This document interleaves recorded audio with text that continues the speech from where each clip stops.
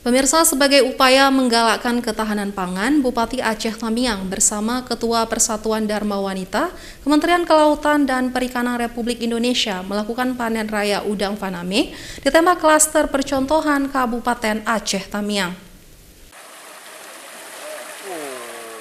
Setelah sebelumnya berhasil melakukan panen parsial perdana pada akhir Februari lalu, ditambah klaster percontohan budidaya udang faname di Desa Dagang Setia, Kecamatan Manyak Pait, Kabupaten Aceh Tamiang. Kali ini Bupati Aceh Tamiang kembali melakukan panen parsial untuk yang kedua kalinya. Dalam panen kali kedua setelah 3 bulan dari masa pembibitan yang dimulai akhir Desember lalu, Bupati Aceh Tamiang kembali memanen udang faname yang dibudidayakan oleh kelompok Tani Minajaya bersama Ketua Persatuan Dharma Wanita dan juga istri dari Menteri Kelautan dan Perikanan. Dalam panen kedua ini, sebanyak 8 ton lebih udang faname hasil budidaya yang dilakukan kelompok tani ini berhasil dipanen.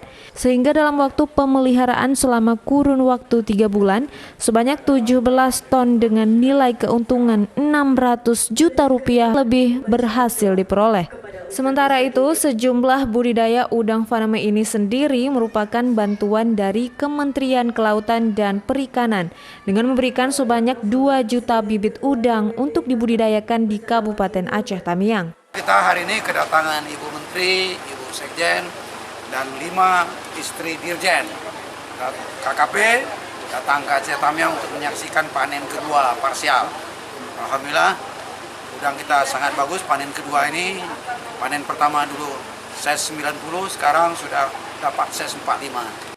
Dengan adanya panen parsial udang faname ini diharapkan dapat menjadi contoh bagi petani udang yang ada di Kabupaten Aceh Tamiang agar dapat meningkatkan hasil panen mereka. Dari Kabupaten Aceh Tamiang, Muhammad Alfi, iNews melaporkan.